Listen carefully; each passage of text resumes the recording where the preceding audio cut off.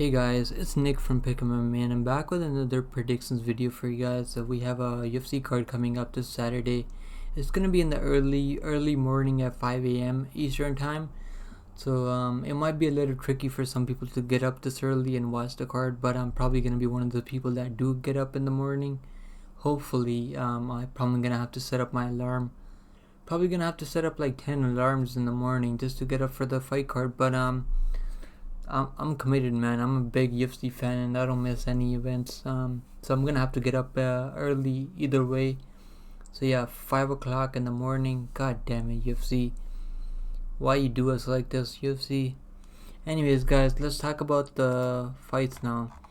Let's start from the first fight on the prelims. We have Sang Woo Choi versus Jerno Errands. And I'm picking Sang Woo Choi, man. I know he's on a 3-fight losing streak right now. But if you look at the competition level, man, the competition level is big. Even in that Alex Caceres fight, I mean, he was doing pretty good on the feet. Just made a little tiny mistake on the feet, gave up his back. And Caceres is one of those guys that will jump on your back and choke you out right away. So yeah, I mean, personally, I don't think I'm going to be betting this fight because I can't really trust Sang Woo Choi at this price. I wouldn't really mind if you're taking the dog shot here because he is younger here, but there's a big experience gap here. Sang Woo Choi has been in the UFC for a while now. I mean, he's had how many fights in the UFC? He's had 8 fights in the UFC. That's a lot of experience, man. I know he's getting finished. He's got 3 wins in the UFC, but look at the fighters he's facing. He's facing Mike Trajano. I mean, that fight was crazy. You gotta go watch that fight again. Michael Trajano and Sang Woo Choi, both of these guys landed a left hook and knocked each other down at the same time. Something I've never seen before in my life. Absolutely crazy. And that's the thing about Sang Woo Choi, man. This dude's got power, but he does leave a lot of openings when he swings these big left and right hooks. That's his only problem, man. He leaves big openings when he goes for these big wide hooks, and you can snipe him from straight shots in the middle, because straights are always gonna get there faster than the looping ones, so that's the problem with them. Even against the Josh Culibao fight, man. Josh Culibao is a good fighter. Josh Culibao just fought 15 minutes with Lauren Murphy, who's a pretty good prospect also, and he had a split decision against him, man. He could have probably won that fight, in my opinion. So yeah, man, these 2 fights were really close. If Michael Trajano wasn't a super tough and durable absolute dog, Sang Woo Choi probably could have won that fight. So I am picking Sang Woo Choi here, man. I just think the experience gap, the fighting guys at the high level, is gonna come clutch here. But at minus 200, let's look at the odds now. Sang Woo Choi sitting at minus 160, so the odds are moving towards Jerno Errands, and I'm not surprised, man. This dude's he's a good durable guy. I mean, it's not like this dude's getting finished. This dude's got good skills all around, but I just don't think he's on Sang Woo Choi's level right now. He's taking L's on the regional scene also.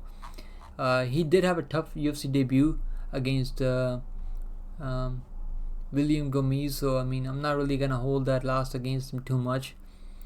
He did have some good moments in that fight, but it's tough, man, to make a UFC debut against a guy like William Gomez. I do think this fight's gonna be a lot closer. Sang Woo Choi might leave some big openings on the feet and might get cracked, but I don't know, man. I'm not really looking to bet on this fight. I just think Sang Woo Choi has the more experience level at this level to get the win here. He's probably got more power and more crisp striking, but man, I'm not really looking to bet a guy like Sang Woo Choi at minus 200 or minus 250 or minus 160 even. Yeah, this is a pass for me. I'm not really looking to bet this fight. Let's look at the next prelim fight. We have Na Liang versus JJ Aldrich, and JJ Aldrich is 30 years old, 5'5" at 67.5-inch reach. And we have Na Liang coming back at 27 years old, 5'5" at 67 and 3-inch reach, 0.3-inch reach.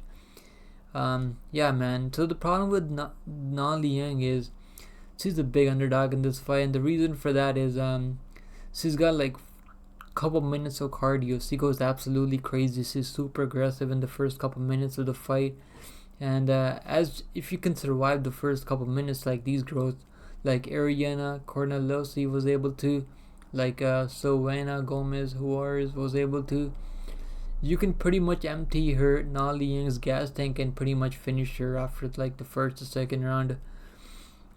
That's the problem with Na Liang. That's why she's a big underdog here. I'm probably gonna play Na Liang by first round finish just for the fun of it, cause the odds are crazy. You're probably gonna get like plus 3,000 or something on the first round, but for Na Liang. But other than that, man, I just don't see how Na Liang is gonna win this fight. JJ Aldridge is gonna win this fight, but I'm just not gonna play her at this number. I'm just not even gonna parlay JJ at this number at minus 600.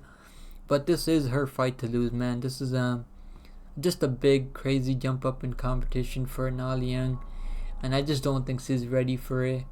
I'm gonna go with JJ Aldridge by late TKO stoppage, because Na Liang has nothing left in the tank after like the first 5 minutes. Let's go to the next fight on the prelims. We have Yakasu Kinosita versus Billy Goff. Man, this is a tough fight, man. I was thinking about this fight all night long at work last night, and I was like, I should maybe go with Billy Goff, man. But I don't know, man. Just is he gonna wrestle Kinosita? Because Kinosita is a very crisp striker, man.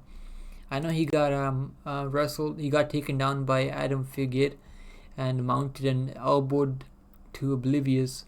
But man, I just don't think Billy Goff at 5'10" is that guy who's gonna be able to do that to him. Billy Goff is 5'10" with the 72.5-inch reach, where we have Kinosita coming back at 23 years old. So Kinosita is very tough, very young, man. So it's crazy that he's already in the UFC. You can't really hold that loss against him too much, because Adam Figuet is a pretty well-rounded fighter, some pretty good skills on the feet and the wrestling. And he was 23 years old back then. He was 22 years old when he fought Adam Figuet, who's in his prime right now. I'm gonna pick Kinosita, man. I just can't pick Billy Goff. I just haven't seen enough from him. He's coming back after a year with his fight against Shaman, and he got cracked in that fight, man. He got cracked in that fight in the first round, and he was able to survive. This dude's getting cracked in almost every fight. I just don't know if he's gonna be able to survive the first round here. I'm gonna go with Kinosita, man, money line.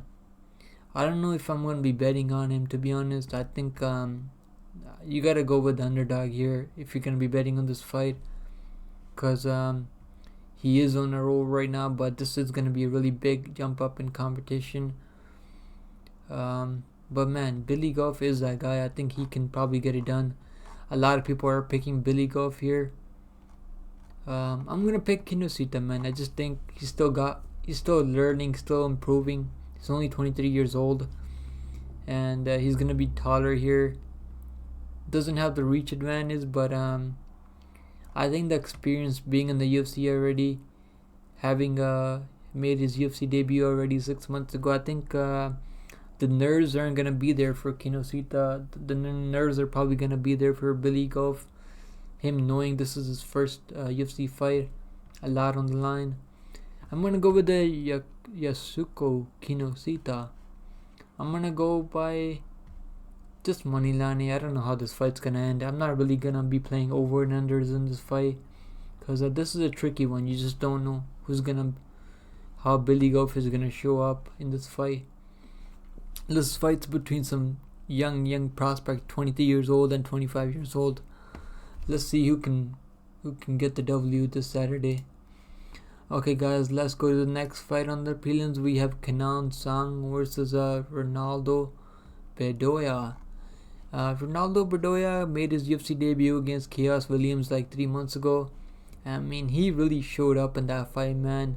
I had money on Chaos Williams and I was sweating because Bedoya is a fucking machine, man. This dude is game, and this dude has a chin of like cinder block or something, because he took some big shots from Chaos Williams.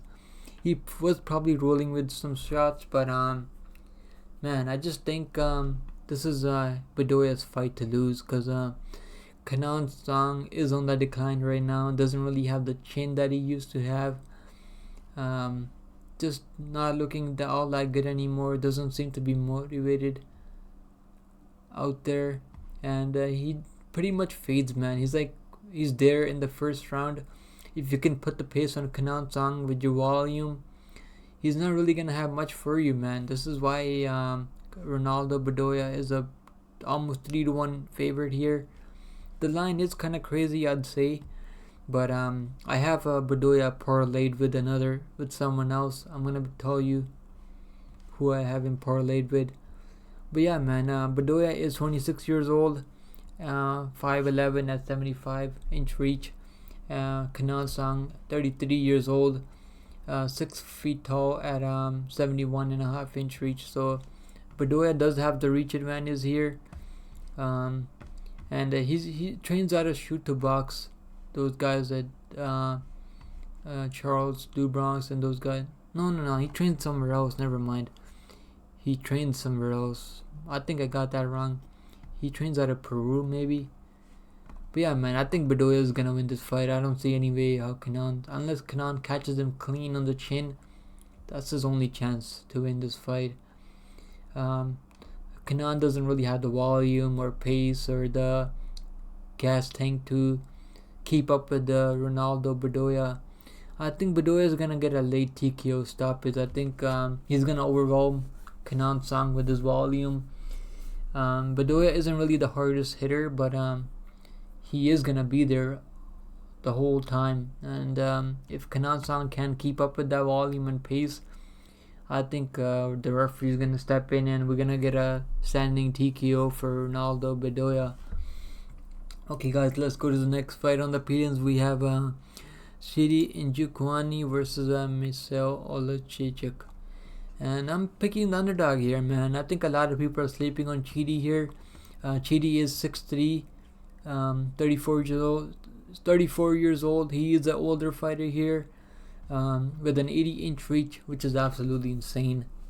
80-inch reach is big, man. Michel Olajic is 28 years old, the younger fighter here, but by almost 6 years. 6 feet tall with a 74-inch reach. So Michael is a boxer, doesn't throw a lot of leg kicks, doesn't have any grappling, can't really defend a takedown to save his life, but he doesn't really have to worry about that here, man. I think this is gonna be a striking match on the feet.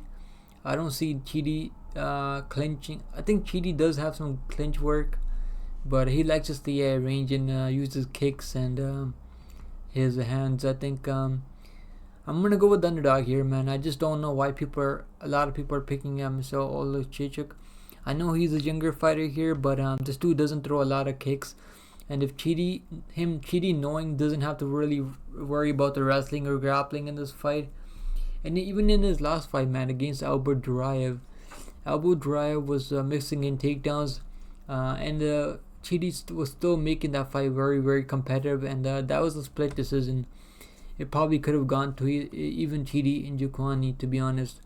So he probably is like 4-1 in his last 5 fights.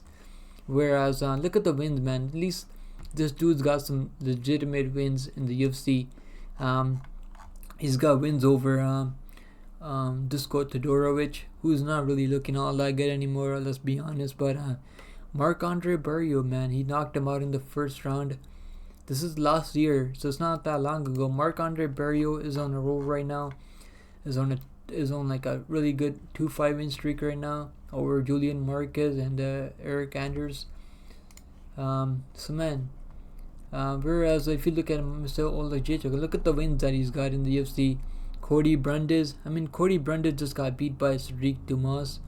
Looked absolutely horrible. I hope he gets cut from the UFC. I don't ever want to see Cody Brandes in the UFC ever again. So you can't really. I'm not really gonna rate that win too much. And then before that, he had a win over Sam Alvey, who was on like a crazy losing streak. Well, he got a win in B2 Fighting Series, I guess. But yeah, man, a win over Sam Alvey. Yeah, sure, he knocked him out, but who hasn't knocked out Sam Alvey? Sam Alvey's been knocked out like so many times. Then he lost to Dustin Jacoby. He did go to decision with Dustin Jacoby, who's a good kickboxer. Before that, he has a win over Samuel, which is a pretty good win. This is probably his best win so far, in my opinion. But this dude hadn't fought before that in 2019. His last fight was in 2019, and then he fought Misal Olajic and got knocked out in the first round. So this is like his only good win in his last couple fights. Even last two, Vincent Prue, Jimmy Crude, Modest won by split decision against Modestus Bukauskas, who's absolutely horrible. Man, I don't know how this. I get it. He's the younger fighter here. He's the favorite. I'm gonna go with Chidi Njokwani as the plus 100 underdog here. Let's go, guys. Let's go to the next fight on the prelims. We have Tsuyomi Kazama versus Garrett Armfield, and we have Kazama coming in at 26 years old at 5'7", with a 69-inch reach, where we have Armfield coming in at 26 years old, also a couple months older here than Kazama, 5'6" at a 70-inch reach, so he does have 1-inch reach advantage. Trains out of Kill Cliff FC, which is a very good gym to train out of. They know how to definitely game plan for their opponents. Armfield is the favorite right now at minus 170. Yeah, he's sitting at minus 170 right now. Armfield sitting at minus 175 right now, and he's sitting at minus 166 right now in DraftKings. I'm gonna pick Garrett Armfield, man. I just think he's gonna be able to defend the takedowns. He did have his UFC debut against David Onama. Had a pretty close competitive fight before he got submitted by arm triangle choke. But man, David Onama is a very dangerous fighter. I just don't think Kazama is on David Onama's level. Kazama doesn't really have the wrestling to get the fight to the ground, and Kazama doesn't have the best chin, man. He loops his big punches, leaves himself wide open, leaves the chin up high, wide open to get countered by a good technical striker. I think Garrett Armfield can do that, man. I think he can defend some takedowns. Even if he does get taken down, or even if he does go down in a scramble or something, I think he can stay safe there. I think Garrett Armfield, even at 26 years old, I think he's going to be looking to put things together right now. The UFC debut is always tough, especially against a tough dude like David Onama, who's a very tough fighter in the UFC. I think Garrett Armfield is going to be able to get it done. I think Garrett Armfield is going to get a knockout here. I'm going to go Garrett Armfield by second round knockout. Okay, guys, let's go to the next fight. The featured prelim of the night, we have Aldo Cortez Acosta versus Lucas Brzezinski. Man, what can we say about Lucas Brzezinski, man? I think he's definitely not 2-2 in his last 5 fights. Should be 3-1, I think. 3-2, I mean, because against Martin Buday, man, I live bet Lucas Brzezinski, and I was shocked when.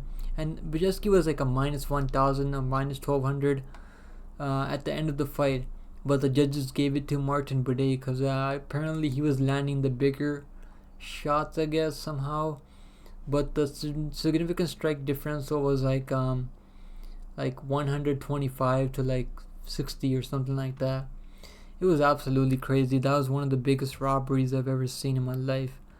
Martin Buday did not win that fight, man. Lucas Brzezinski did win that fight, I think, but the judges just didn't see it for him. But yeah, man, this fight is tough, man. After that fight against Martin Buday, he came back against Carl Williams, where he gave up like 8 takedowns. Just absolutely horrible takedown defense. But this is the striking matchup pretty much. Waldo Cortez Acosta coming off a loss against Rogerio de Lima, in which he was getting taken down and leg kicked like crazy. I just don't think he's gonna have to worry about that here. Look, Berjeski doesn't really leg kick a lot. He's in primary. This guy likes to throw hands. Doesn't really have the crazy knockout power. He likes to stay at range, and he does have some good volume, I'll say. But I think Waldo Cortez Acosta does have the better volume. And Berjeski is... I don't know where his confidence is gonna be, man. He's coming up 2 losses now. Even though it should be 1 loss, still is a loss on his record. Even got submitted by Dylan Porter. Man, Dylan Porter is not a natural heavyweight. But yeah, man, Rogerio de Lima is a pretty good fighter. I know he got flying kneed by Derek Lewis, but Derek Lewis has been has the most knockouts at heavyweight. So I'm not really gonna hold that loss against him too much, because Rogerio de Lima is a good fighter, and I really hope Waldo Cortez Acosta is working on his checking leg kicks, because that's a big hole in his game. And yeah, I hope he's working on his takedown defense for the future. But for this fight, I think Waldo Cortez can stay at range, uses boxing, uses jab. He's got a very good, nice jab that he throws a lot, which we love to see. I think this is Waldo Cortez Acosta's get right spot. I think the UFC wants him to get a win here. I think they're pretty much given up on Berjeski. I don't think they care about him anymore. I think this is his last fight in the UFC. I think they're gonna get him off the roster. Maybe give him one more try after this. Because the UFC, they like keeping these heavyweights around. They don't have too many big heavyweights around to throw in fight cards. So I think they're gonna keep Berjeski around even after this loss. But yeah, I think Waldo Cortez Acosta is gonna win this fight by unanimous decision. Okay guys, let's go to the next fight now. Let's move to the main card. Subscribe to the channel if you haven't yet. Like the video, leave a comment below for the algorithm, guys. Let's go to the main card now. We have Junior Tafa versus Parker Porter. We have Junior Tafa. This is the younger brother of Justin Tafa that we see also fighting in heavyweight. So Junior Tafa coming in at 252 pounds, at 6 feet 3 inches tall and 72 inches reach.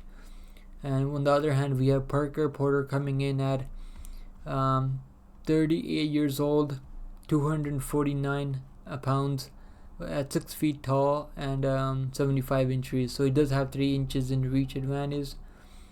But I just don't think he's gonna be looking to use that reach. Let's just talk about who's the better striker here. I think Junior Tafa is definitely the better striker here. I think Junior Tafa has the heavy hands here. I think the knockout power is gonna go. The knockout power is gonna go to Junior Tafa's side. The Tafa brothers have very, very heavy hands, and Junior Tafa is supposed to be like a better striker than Justin Tafa, apparently, from what I heard. So the only Achilles heel for Junior Tafa is his takedown defense is not that good. Got taken down by Muhammad Usman, the bigger brother of Kamaru Usman, and he got taken down for like 3 rounds, controlled pretty much. Didn't really give up a submission or anything, but still, it's not good to see someone like Junior Tafa just get controlled for 15 minutes and not be able to get up at all.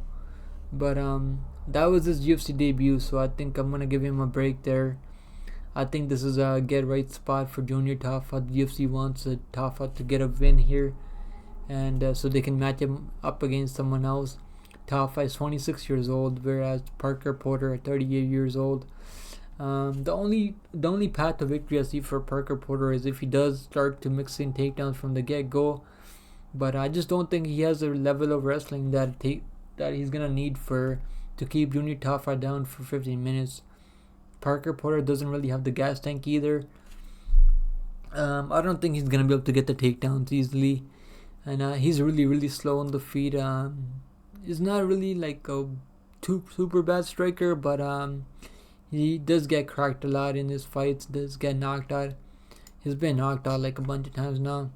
Knocked out 4 times, submitted 3 times. So when he does lose, it's by his finish. I think Junior Tafa is gonna find the knockout here in the first round. I'm gonna go Junior Tafa by first round knockout. But I would just moneyline it. I think you can play Junior Tafa by moneyline. But I do see Junior Tafa getting a knockout win here against Parker Porter. Because Parker Porter is very slow on the feet. He was trying to strike with Braxton Smith before he got cracked a little bit. Then he started going for his grappling. I just don't think he's going to be able to take a big guy like Junior Tafa down, who's 6 feet 3 inches tall and is bigger than him and much younger than him. I don't think at 38 years old Parker Porter is going to have the grappling strength to keep Junior Tafa down for 15 minutes. So yeah, Parker Porter is the smaller guy here and the older guy here. So this is a matchup made for Junior Tafa to get back in the main column. So we're gonna go Junior Tafa by knockout.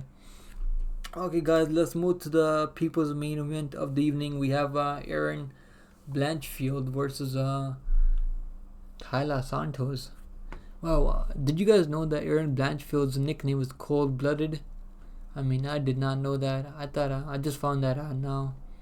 That's a pretty cool nickname, I'd say. But yeah, man, Aaron Blanchfield coming in at 24 years old, at 5 feet 4 inches tall with a 68-inch reach.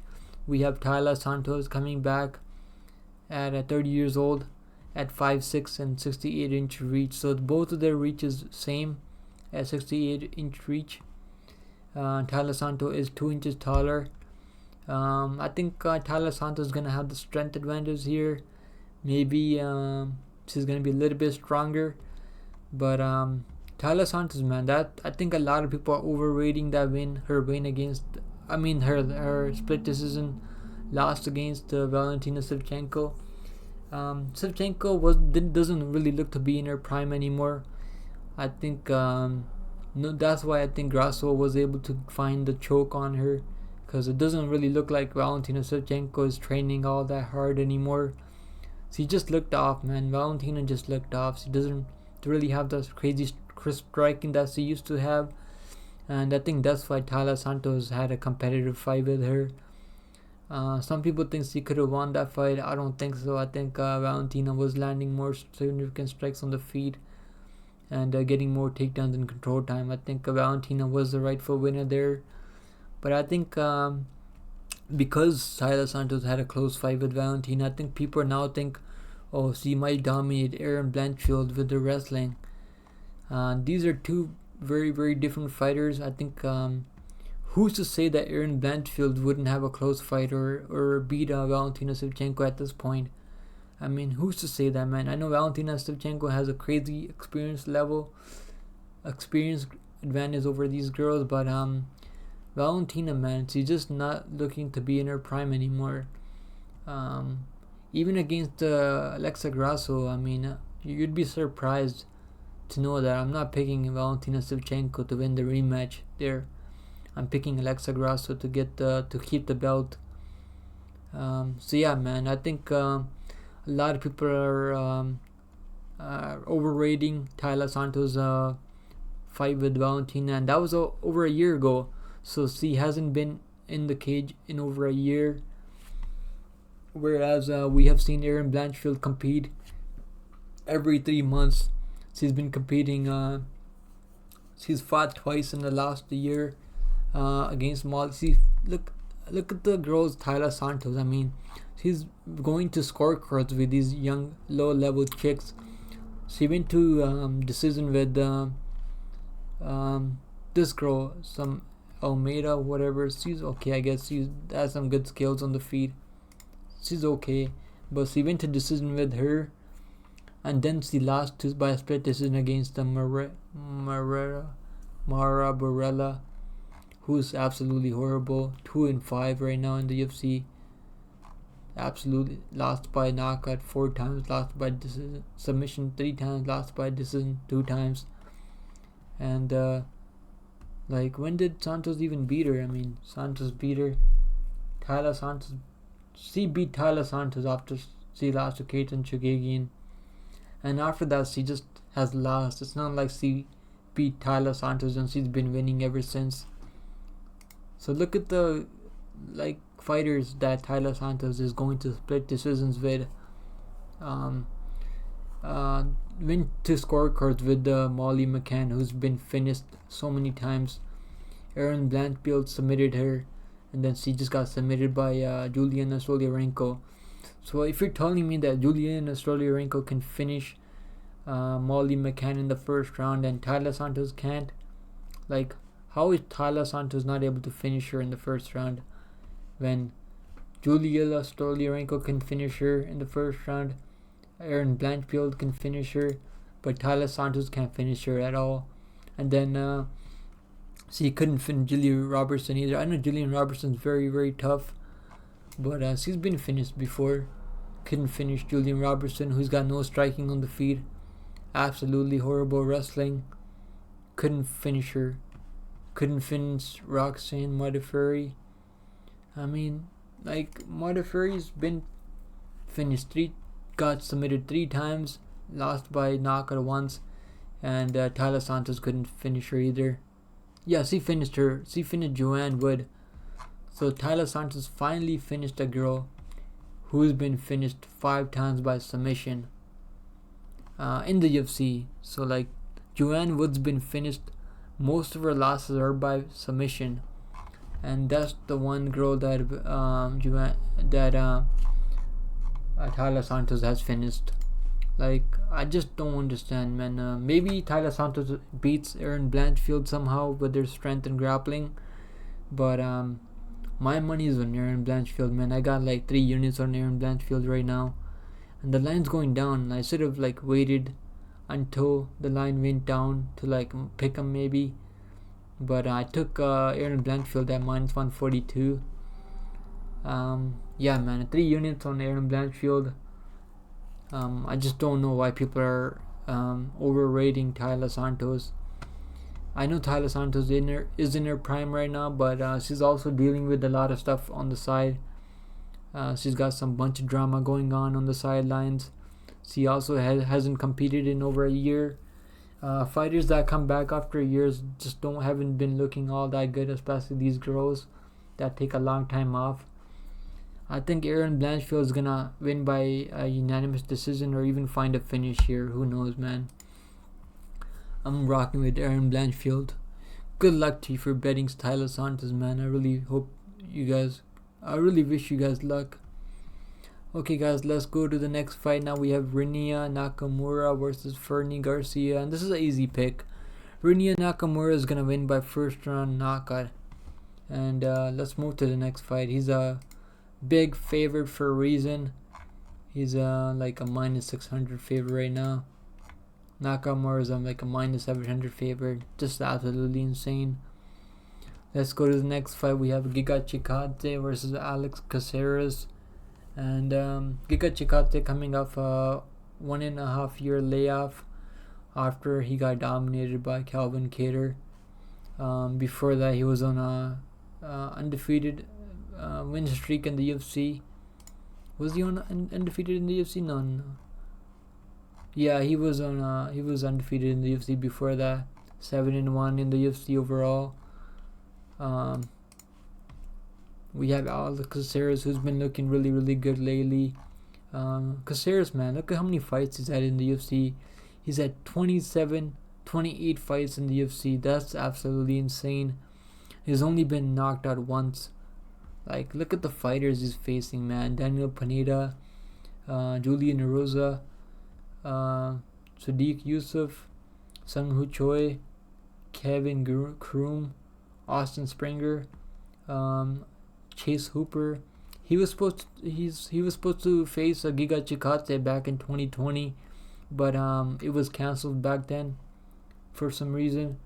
Before that, he faced Chase Hooper, Steven Peterson, Karan Gracie, Martin Bravo. I mean, look at this, man. Like, these fighters, he even faced Jair Rodriguez, like Uriah Faber, Sergio Pettis. Like, this dude's been in the UFC forever, man. Like, look at this. Like, his whole career's been in the UFC. We have Giga Chikate, who's barely been fighting, coming off a big layoff. Is almost like a 3-1 favorite here against Alex Caceres. I know he's got a really good record in the UFC, 7-1. But yeah, man, Alex Caceres is a very tough dude to finish in the UFC. Only been knocked out once.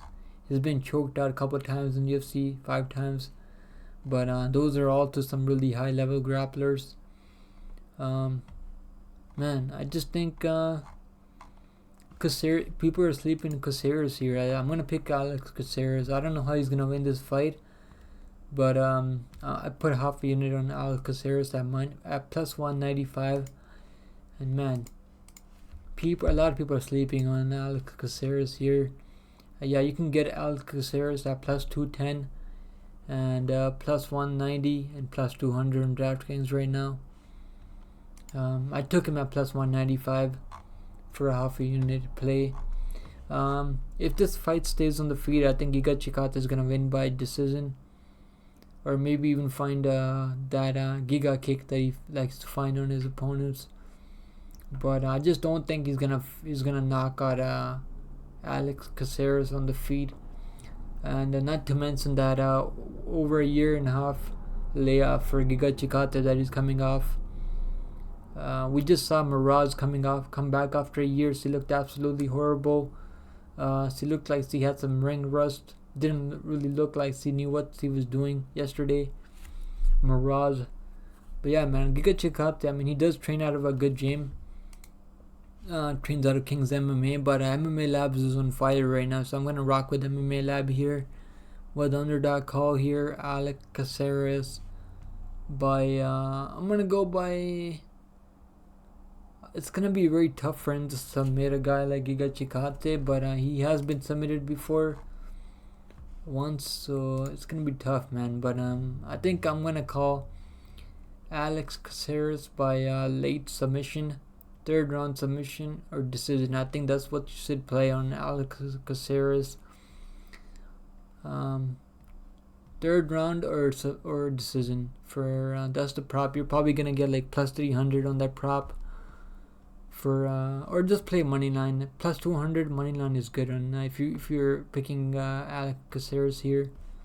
But yeah, man, this is you guys probably gonna win this fight if this stays on the feed. But I just can't take him at minus 230. Just the line is way too wide against the guy who's been competing, who's been in the active in the UFC, who's been fighting, who's fought like 3 times. This is his 3rd fight in the 2023. Who's been extremely active, right? So yeah, I'm gonna pick Alex Caceres there. Okay, guys, let's go to the co-main event of the evening. We have Anthony Smith versus Ryan Spann. This is their 2nd fight and the rematch that we never knew we needed to see. But yeah, man, Anthony Smith. In the first fight, Ryan Spann threw some punches in the first round, got cracked by Anthony Smith in the first round, and pretty much just gave up his neck after that and got choked out by a rear naked choke from Anthony Smith. And that was like almost 2 years ago. But yeah, this is their 2nd fight. After that, Ryan Spann, he still hasn't improved all that much, man. This dude's like he's got like a cardio for 5 minutes. And if you can survive the first 5 minutes, I mean, you're pretty much guaranteed to finish Ryan Spann by submission after that. He just got submitted by Nikita Krylov, who's a pretty good fighter, man. Who's a pretty good all-rounded fighter. But yeah, that's just not a good look, man. How many times he's been submitted now? He's been submitted 3 times now. Got knocked out 3 times. So the durability just isn't there for Ryan Spann. But neither is for Anthony Smith, man. He's been knocked out 3 times in the UFC, submitted once, and lost by decision 4 times. 11-8 in the UFC. So like Ryan Spann does have the better record in the UFC, but it's probably not faced guys that Anthony Smith has faced. And looking at the betting odds, I mean, very, very close line, almost pick 'em odds. Ryan Spann, the slight favorite here at -120, -130, even -125, -150 on some books. But yeah, man, I just think Anthony Smith has slowed down a little bit, but until I see Ryan Spann really improve on his cardio and really like make some big improvements and really go like past the first round, I think that's when I can really pick Ryan Spann with confidence and not have to worry about him gassing out after like the first 2 minutes. I am gonna pick Ryan Spann here, but if you're gonna play Ryan Spann, man, I'm definitely not betting on Ryan Spann. But if I am gonna play him, I'll think about it. But if I do play him, it's gonna be by first round for Ryan Spann. That's the only way he wins, man. Most of his fights, he's winning by first round. He beat Dominic Reyes by first round knockout. Submitted Ian Kutelaba by first round. Lost to Anthony Smith by first round. Beat Misa Shurkinov by first round. Lost to Johnny Walker by first round. Beat Sam Alvey by split decision. Man, Sam Alvey, like, how does Sam Alvey keep going to split decisions with these like crazy powerful guys? I just don't get it. Like I know Ryan Spann has said that he's really taking his career serious now. That he does want to climb the rankings. He doesn't want to just be another gatekeeper at 205. I think now is the time, man. If he just comes up and gasses out like in the first 2 minutes, I'm just gonna be so pissed off at picking Ryan Spann. But I just think him being younger, he's still making improvements. So that's why I'm gonna pick Ryan Spann here by first round knockout. Okay, guys, let's go to the main event of the evening. We have Max Blast Holloway going up against Chan Sung Jung, the Korean zombie. And this is an easy pick, man. This is a super easy pick. Max Holloway, 31 years old, 5'11" with a 69-inch reach. We have the Korean zombie at 36 and a half years old, 5'7" with a 72-inch reach. So the Korean zombie does have 3 inches in reach, but I just don't think it's gonna help him here. I just think he's way past his prime, and he just looks a lot slower than these other featherweights out there. He is pretty tough, man. He's still really, really tough dude. But I think Max Holloway just on another level right now. Him beating Arnold Allen by unanimous decision and dropping Arnold Allen, I think his confidence is going to be all-time high. I'm going to go Max Holloway by TKO stop, as I think the referee is going to step in. I think the volume and the pace is going to be too much for the Korean zombie at this point, who is not looking all that durable anymore. He is extremely tough still, but he is losing by knockouts lately. He got knocked out to Yair Rodriguez by a crazy elbow. Knocked out to Jose Aldo back in 2013. But yeah, man, I just think he's been in the game for way too long. He's an absolute legend of UFC. I'm still a really big fan of the Korean zombie, and I'm probably not gonna have any action on Max Holloway at the money line at -800.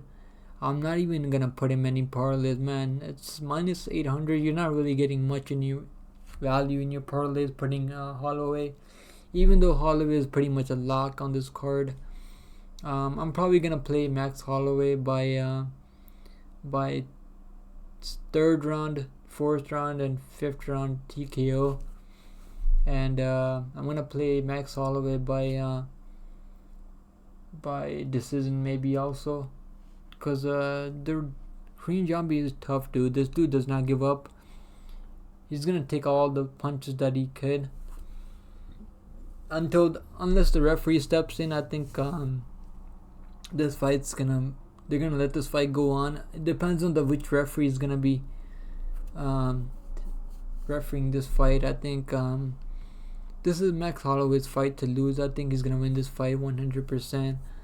And the only way I see Holloway losing this fight is if he like slips on a banana peel or something here. But I just don't see him, man. This is a Holloway all day. Let me give you my picks again. So we have, for the main event, we have Max Holloway. He's gonna win. And then I have for the co-main event Ryan Spann. And the featured fight on the main card, we have I have Alex Caceres, the underdog, as my pick. And then for the next fight, I have Rinya Nakamura by 1st round knockout. And then for the next fight on the main card, we have I have Aaron Blanchfield to defeat Tyler Santos. I think Aaron Blanchfield is gonna win by unanimous decision, because Tyler Santos is very tough and durable to finish. She's never been finished, and I just don't think it's gonna be Aaron Blanchfield who finishes her. But I'm not playing any props. I'm just playing Aaron Blanchfield by money line, and that's my biggest spot on this card. Aaron Blanchfield, the only fighter I have most of my units on. I have 3 units on her right now, and I'm pretty confident on Aaron Blanchfield. And then I have 0.5 units on Junior Tafa by knockout. Junior Tafa is gonna knock out Parker Porter in the 1st round, I think. Then I have Waldo Cortez Acosta parlayed with Ronaldo Bedoya for close to plus money. And then we have Garrett Armfield to defeat Kazama by knockout. I think Armfield's gonna find the knockout here. And then for the next fight, I have Chidi Njokuani to defeat Misal Oleszczyk. I'm gonna go Chidi Njokuani by decision, because Oleszczyk is very tough to finish. But you never know, man. I'm playing that plus 100 number on Chidi Njokuani. I think a lot of people are sleeping on Chidi here. I think this dude, he's got more weapons on the feet, whereas Mikhail is mainly a boxer, doesn't throw a lot of leg kicks. I think Chidi can use his leg kicks and throw head kicks out there. Just a lot of weapons that Oleszczyk is gonna have to watch out for from Chidi. Let's not forget, Chidi opened RoboCop up pretty badly. That fight could have been stopped, and we could have had Chidi Njokuani 5-0 in the last 5 fights. He would have been a big favorite here in the spot against Oleszczyk. But even against his fight against Albert Drive, I mean, that fight was extremely close. He probably could have won that fight too against Albert Drive. He could have been 5-0 in his last 5 fights, but RoboCop is an absolute monster. And then we had Kenan Song versus Ronaldo Bedoya, and as you know, I'm picking Ronaldo Bedoya. I have Bedoya parlayed with who was it again? Waldo Cortez Acosta. Yeah. On the next fight, we have Yusaku Kinoshita versus Billy Goff, and I'm gonna go with the Yusaku Kinoshita here. The next fight, we have Na Liang versus JJ Aldrich. I'm going with JJ Aldrich here. We have the first fight on the prelims. We have Sung Woo Choi versus Jarno Aarons. I'm picking Sung Woo Choi here, but I'm not really betting on this fight. But I think Sung Woo Choi is gonna win this fight. Okay, guys, that's the quick picks for this Max Holloway versus Korean Zombie fight night card. And please subscribe to the channel. My goal is to hit 100 subscribers. We're almost we only need 27 subscribers more to hit the goal, so please please help me there. And I'm going to be making the best bets content soon. I did a recap for the best bets for UFC 292. We are up 8.5 units from the UFC 292. So check out my video for the recap I did, and you will see all the best bets and all the parlays that I played for the last card. Okay, guys, that's it for this card. I hope take care of yourself. I just got off work last night. I just wanted to get this video out as soon as I could.